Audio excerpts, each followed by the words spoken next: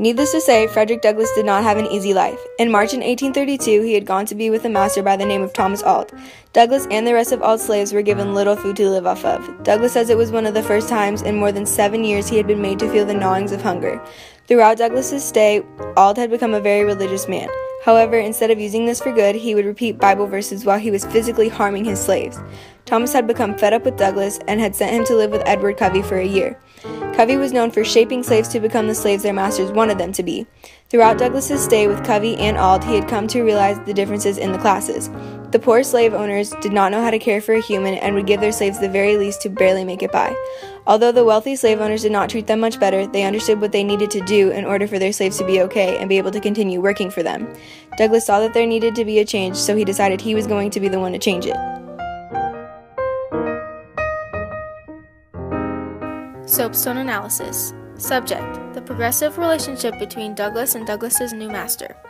For the chapter, the narrator achieves what he wants to discuss. Occasion: the context of the narrator, including informative information within a narrative of Douglass's autobiography. Audience: the audience that Frederick Douglass is writing to is anyone and everyone. He wants the slaveholders to know that they are wrong by keeping the slaves. He is speaking to the slaves to tell them that there is hope because he is proof of that. By escaping and becoming everything that slaves weren't supposed to do, he had a lot to prove to critics and people who doubted him. Purpose: Frederick Douglass is ultimately attempting to inform us about the evils of slavery and the struggles that they and he had. Motivating the still enslaved men, women, and children was another purpose he had to write his book. Speaker: the speaker is Frederick Douglass. We know that he was an African-American social reformer, abolitionist, orator, writer, and statesman. He was born a slave but escaped at the age of 20. Tone: the tone in Chapter 9 of his book is informative and straightforward. He explains his time with a couple of his slaveholders, to which he gave no room for sugarcoating. A short excerpt from this criticism that conveys its main idea is the narrative's first-person point of view plays a key role in the story. Because it is one of the first narratives written by a former slave, the first-hand account stands as a vitally important aspect of the work, according to the Harvard University Press website article, Narrative of the Life of Frederick Douglass Revisited.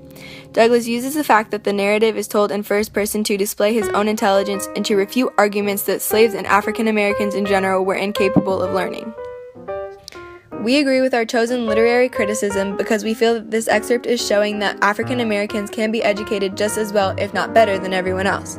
One of the first critical essays we found suggested that Frederick Douglass was talking far too much about himself and it did not tie into the book. However, after further research, we found Jamie Applegate from UC Berkeley who really changed the way we looked at the book. Applegate says in her paper that the reason Douglass talked about himself so much in the book was because he had a lot to prove to a lot of people. He was trying to prove to more than just one person that he and every other African American or anyone else who gets discriminated against, that they are all capable of getting a solid education and being successful at whatever they do. Douglass wasn't just speaking for himself and about himself throughout the book. He was speaking for people who couldn't speak for themselves. Douglass played a huge role in this period of time representing the people who were too scared to speak for themselves. Douglass was a figure that everyone needed, either to help their situation or make people realize what they were doing and how they were doing people wrong.